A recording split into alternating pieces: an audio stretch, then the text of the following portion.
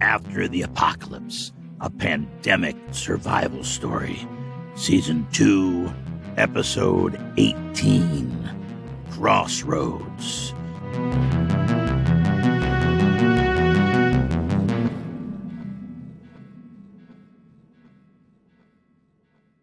The old man crouched behind a parked van with Bill and surveyed the building. It was the same van he and Brad had crouched behind only a few short days earlier. A wave of deja vu passed through him, and the little hairs on the nape of his neck tingled.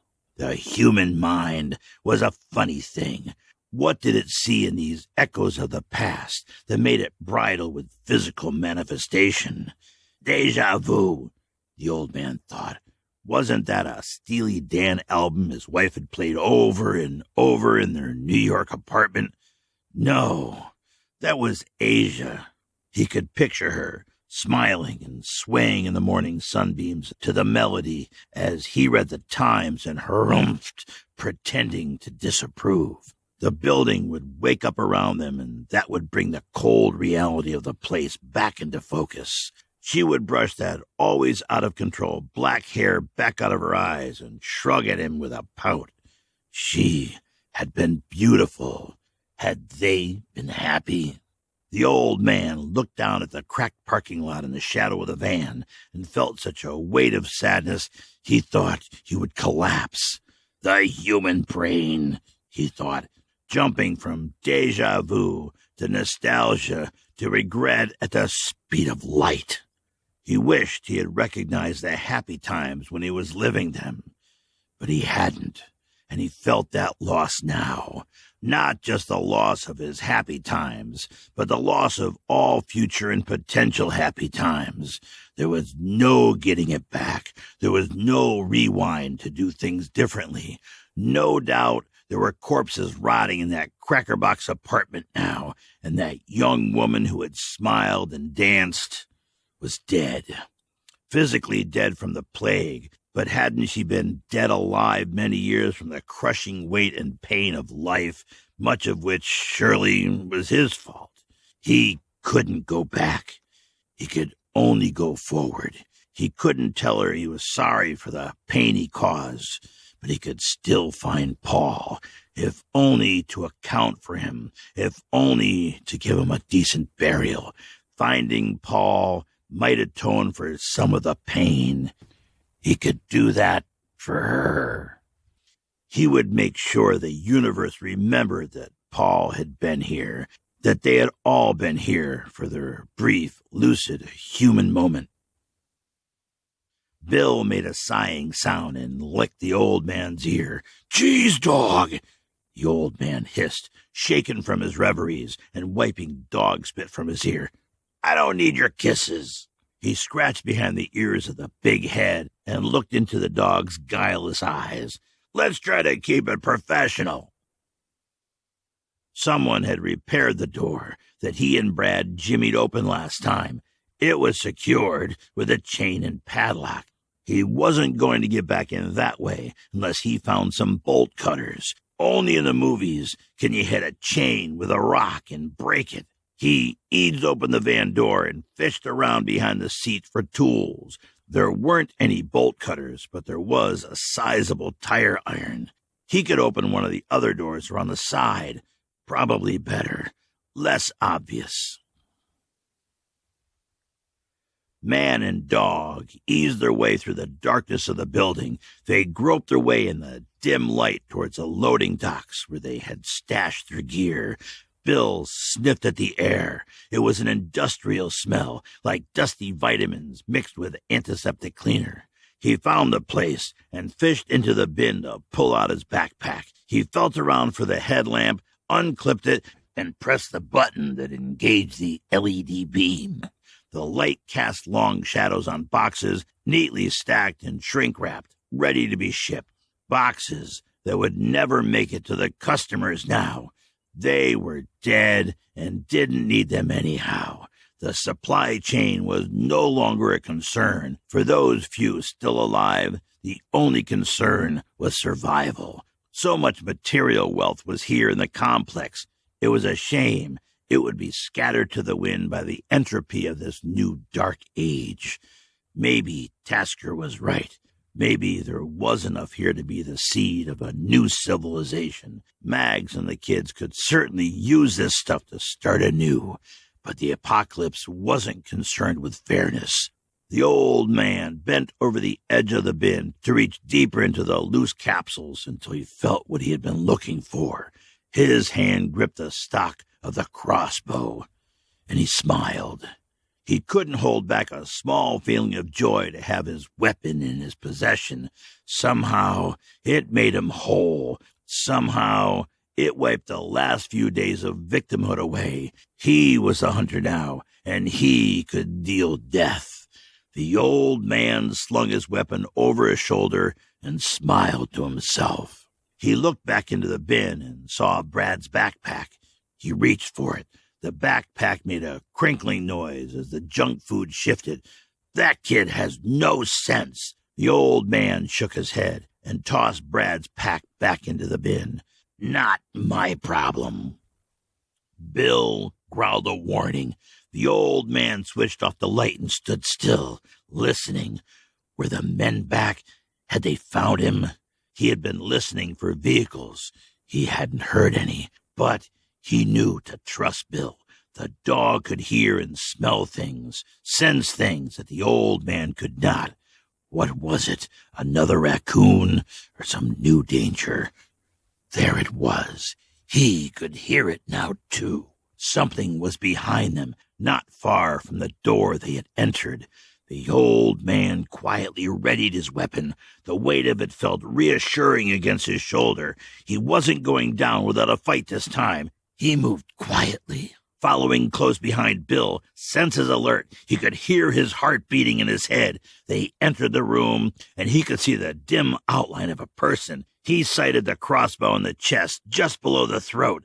"Give me a reason I shouldn't kill you," he said very calmly, but with great weight. "No!" The form yelped. It was the sound of a woman. "No, don't shoot." He switched on his light, and the terrified face of an older woman appeared cowering amongst the boxes.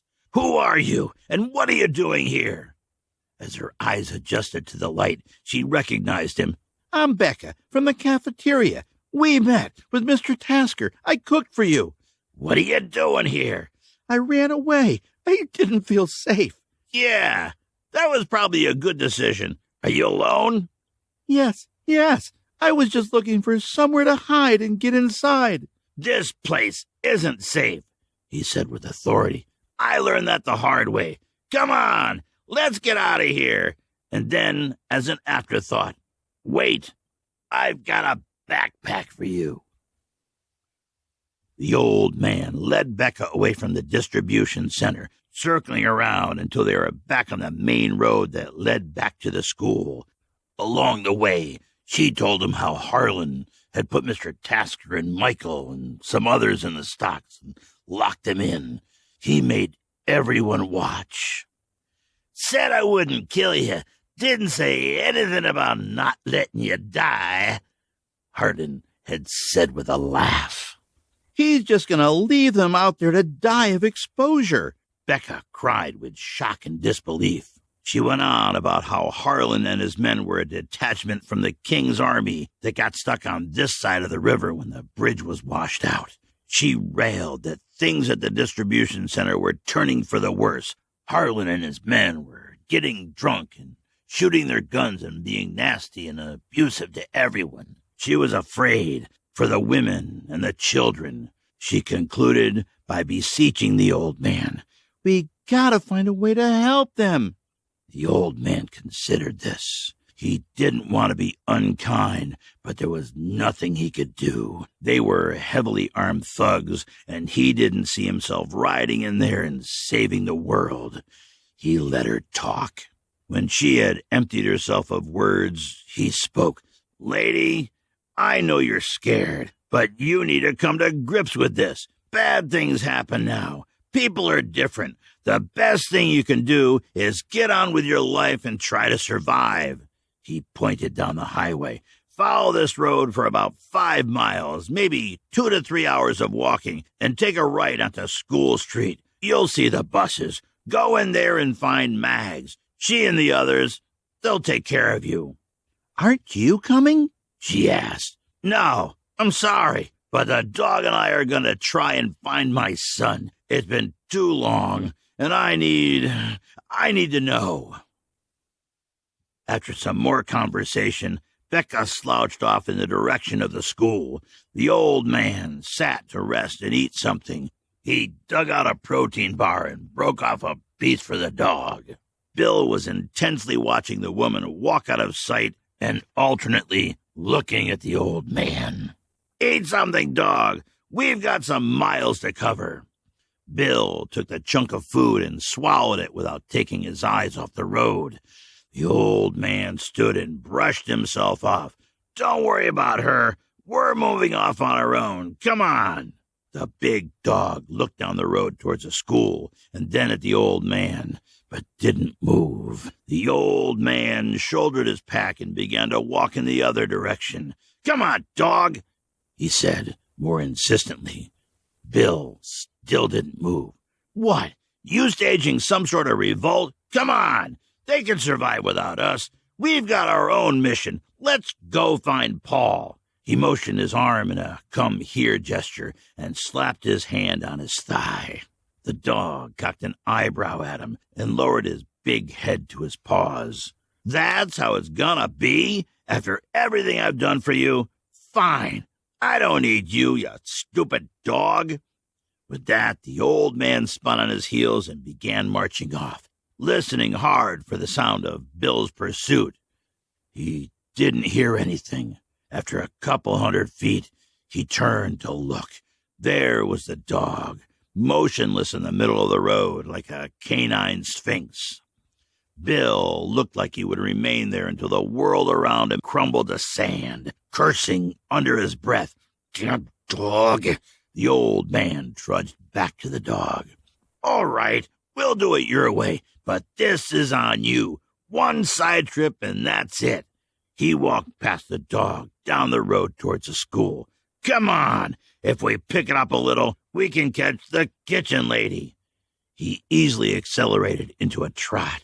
The big dog ran up beside and bumped his big head into the old man's thigh, knocking the man a bit into a sideways stagger.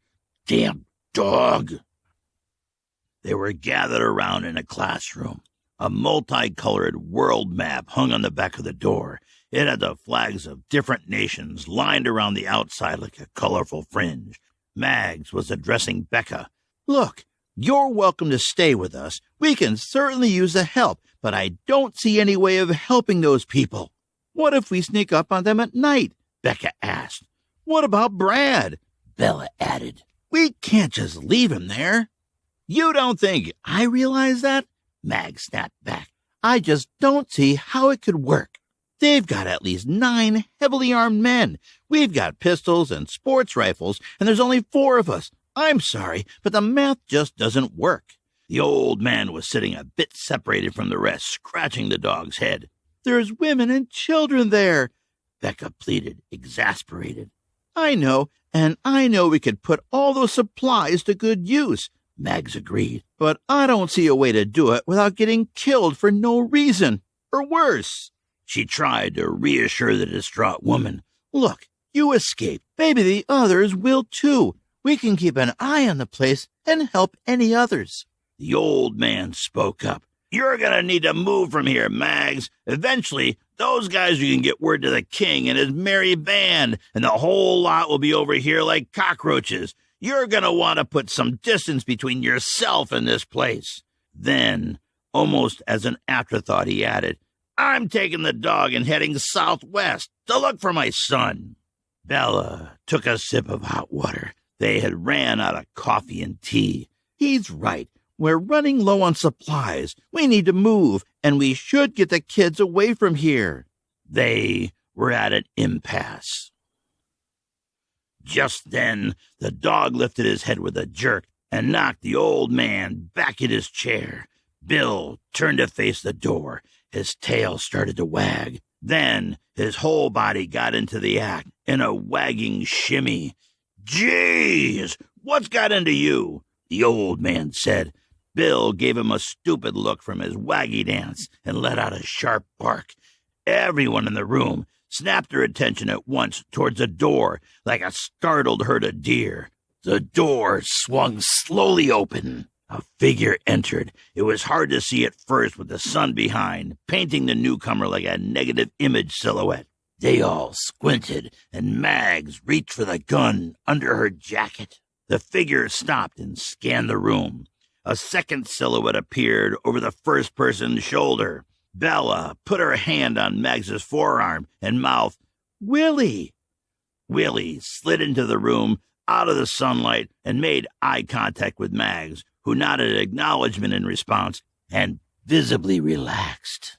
But it was a second person who caused everyone to catch a breath and hold it. Janet emerged out of the sunlight into the room, dust motes circling like a halo. She was dressed in tight-fitting black jeans, a black T-shirt, and a knee-length black leather jacket. Her hair was pulled back, her face drawn and serious. The old man let out a breath he didn't know he'd been holding. "Well, I'll be a monkey's uncle." Janet smiled at him. "I don't know about your family history, but I'd say you're more of a Neanderthal." This was the moment that Bill decided to launch himself in a full body wag at Janet. He was so happy he couldn't contain himself. Janet caught him and staggered backwards. "Okay, big fella, easy does it." The old man stood up and approached the apparition of Janet. He didn't know what to say or how to act. He just stood there awkwardly in silence like a middle schooler at his first co-ed dance as she wrestled the exuberant dog. Janet saved him from his social awkwardness by speaking first. "Good to see you. Staying out of trouble?" "No, my middle name is Trouble, and we're in the shit as usual. Have a seat. Get something to eat. We'll catch you up." Struggling to suppress a grin, he gestured around the room. "You remember Mags and Bella, and this is Becca." There was a sense of something different in the mood now. Not quite joy, but a sense that they were witness to some sort of miracle, like the appearance of Janet had rolled back the stone of their hopelessness. They settled in, all of them seemingly talking at the same time, getting reacquainted. They filled in the blanks of what happened since she jumped out of the shuttle bus with a chainsaw. It seemed so long ago now, like it had happened in a different world. But after some time, the stories had all been told. The little group sat back sated from the conversation. They were synchronized now. It was time to turn to the problem of the hour. "So, what's going on?" Janet asked. "The king's men again," the old man said. "Mags can draw you a picture." Janet's features hardened. Mags laid the situation out on a map, drawing lines and circling features of the distribution center. Becca spoke up. "Now we can go help the people at the DC." Mags was sober in her response. "I don't think this changes anything. They still have the numbers and the guns." Janet pitched in. "I took out a bunch of them with Molotov cocktails on the other side of the river. I could do that for these a-holes. I don't know. We'd have to get them all in one place for that to be effective." "I'll do it," Janet said with that passion and wrath that she had for the king's men. "I'll go in there and kill them all." The old man spoke up. "Listen here, Wonder Woman. Getting yourself heroically killed doesn't solve anything. You're in no shape for it anyway." He asked Mags directly, "Do we have any advantages over these guys?" "I don't know if it's an advantage, but they're clearly undisciplined thugs. If I had 10 trained Marines, they wouldn't even see us coming." "But you don't," the old man said. "What's your training say about attacking a superior force?" "It says don't do it. Unless you have a sizable advantage in numbers, don't try a frontal attack." The old man furrowed his brow in thought, as if trying to remember something specific. Then he spoke one word triumphantly. "Teutoburg!" "What?" Mags and Janet said simultaneously like he had lost his mind. "Teutoburg Forest! The old man continued, warming to his topic. The Germans trapped a superior Roman army and slaughtered them. They looked at him with mystification and a bit of pity, like he was a homeless man shouting epitaphs on the sidewalk. Don't look at me like I'm crazy, he said. It's a case study on how to beat a superior force. The Romans had the latest weapons and training and 3 trained legions. The Germans slaughtered them wearing bearskins and swinging axes and had very few losses. Okay, Professor, Mag said. How did they do that? They led the Romans into a set of hills and narrow valleys and bogs, where the larger army got spread out. Then they attacked the isolated units from the hills. Defeat in detail, Mag said, nodding. That's how you defeat a superior force. You break them up into smaller forces where you can beat them. You take away their advantage and hit them with Molotov cocktails, Janet added a bit too gleefully. The old man nodded. Mags thought about it. You might be onto something. Does that mean we're going to save them? Becca asked. Mags looked at the old man, then at Janet and smiled. It means we're going to try.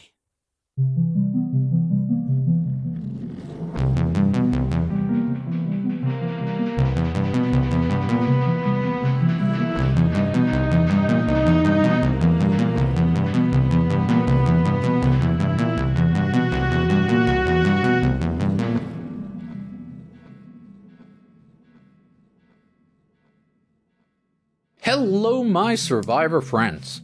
Are there airplanes in the apocalypse? I just got off one last night. Didn't get home till 1, 2 o'clock in the morning. So if my voice sounds like a sexy overnight DJ, that's why. And kids, I don't mean a DJ like the ones that spin the beats at a rave while you stumble around high on ecstasy with a manic smile on your face, bouncing around to flashing lights. Although that would be a good setting for a zombie apocalypse movie, wouldn't it?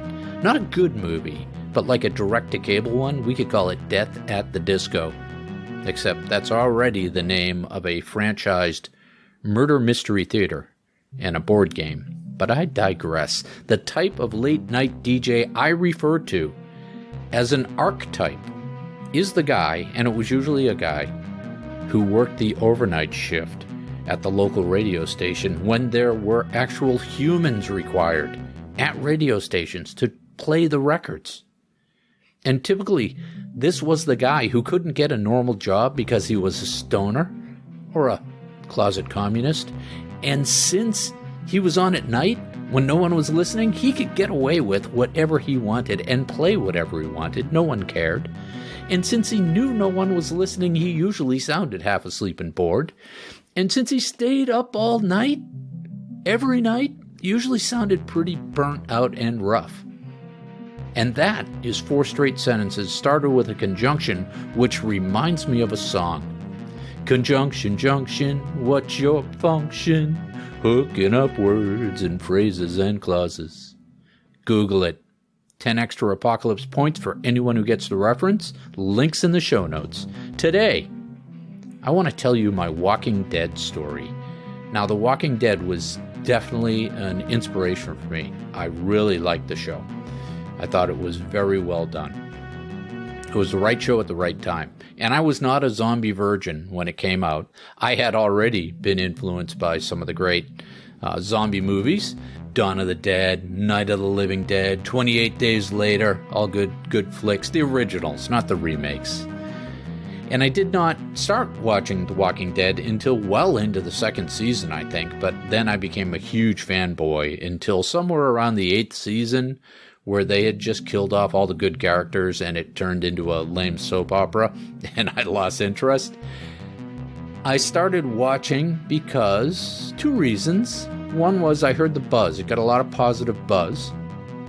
And I was training for a triathlon. So let me explain. If you live in New England, like I do, there is a very short season for riding your bicycle outside.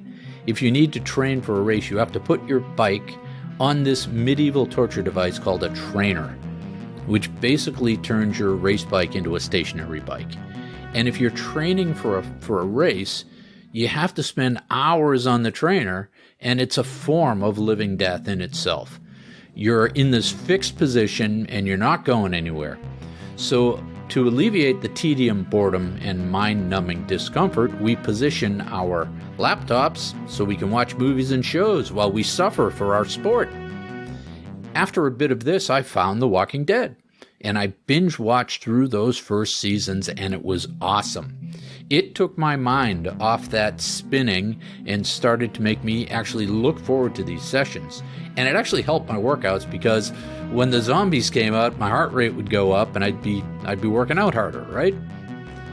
So after I caught up, I would then watch the new shows when they came out on Sunday nights, which probably lowered my net worth and my IQ. Probably lowered my net worth by a few $100,000 because, I'd be watching the show late on a Sunday night, have a couple of beers, stay up late, watching The Walking Dead, which is a horrible way to start your week and your Monday, a little bit fuzzy and sleep deprived. But like I said, I stopped watching in whatever season that was where they killed off Rick, and part of it was that I lost interest in the characters. And part of it was that they made it really hard to catch up or binge watch after it got popular. And you don't want to watch them out of sequence. You lose the thread. So in the words of my business world, they put a lot of friction into the user experience. I did watch a little bit of Fear the Walking Dead, the spinoff, but again, I had to give it up because AMC just made it hard to watch. And it made it hard to watch the shows in sequence and catch up. So this show, The Walking Dead, was originally a graphic novel series by Robert Kirkman, Tony Moore, and Charlie Adlard. And I have not read the graphic novels, but I will at some point. I think that would be fun. AMC ordered the pilot episode in 2010, based on the strength of the graphic novels and the adaptation. They are currently in the 11th and final season. But the universe is going strong with a dizzying number of spin-offs. It is a case study, a use case in content exploitation. These guys are farming this universe for all it can give. So take a deep breath because here we go. First, they had a web series created by AMC that went with the original Walking Dead, and these were web episodes that happened in the same universe at the same time. There are 4 of these that you can find on the AMC website if you've got the patience. Next, there was the Talking Dead talk show that came on after the episodes on Sunday nights as sort of a cool down where they talked about what the last episode was, and it was mostly just annoying. There are 3 films in the works to continue Rick's character story. I've never actually seen that episode, but apparently when he leaves the show, he gets mysteriously taken away by a bright light or something. So there was mystery there. There is, of course, the spin-off Fear the Walking Dead, which started in 2015 and is in its 6th season right now. And it also had 4 web series episodes created for it that you can find. There is the spin-off Walking Dead: The World Beyond, which follows the first generation of children after the apocalypse starts, and that has 10 episodes. AMC has Green Lantern? I don't know. They have greenlit a spin-off anthology series called Tales of the Walking Dead, which will be it sounds like a bunch of standalone episodes in the Walking Dead universe and should start debuting mid-2022 to keep everybody's interest while they create all these other things after the original series ends. Like, there are plans for a Daryl and Carol spin-off series starting after they wrap up this final season. And they have greenlit another spin-off called Isle of the Dead, starring Negan and Maggie, that will take place in Manhattan, and this is also slated for 2023. So kids, let that be a lesson to you. If you have a good idea and people seem to like it, milk it for all it's worth. I can't wait until Hollywood calls on me and I can start writing my spin-offs. Because who can live without knowing what happens to your pet goldfish in the in the Apocalypse in my planned sequel, After the Aquarium. That should be good for 10 to 12 episodes right there. All right, so we've got 144 nice people with excellent senses of humor and reasonable self-grooming standards in our Facebook group now. We are at about 13,500 downloads a month and have surpassed the 100,000 total downloads mark on Acast. That doesn't mean we can rest on our laurels, which I should explain comes from the ancient Greek and Roman traditions of the champion being rewarded with a laurel wreath to wear, and some wag in the 18th century using that phrase, rest on your laurels, to mean a champion who stops trying. Anyhow, this small team of poorly groomed survivors needs to keep liking, reviewing, and telling your friends about the podcast, especially if we ever hope to learn what happens to Harvey the Goldfish. All the links are in the show notes. Shoot me an email at cyktrussell with 2 S's and 2 L's at gmail.com if you need anything. I hope to kick off a couple of my own projects soon. One will be to build out some episodes of that Man in the Mirror story we've been working on. Another will be the rewrite and expansion of the Season 1 script into an actual book form, and I'll need your help with that because I'll need some good beta editors, beta readers for that project, because I'm going to need to add about 40,000 words.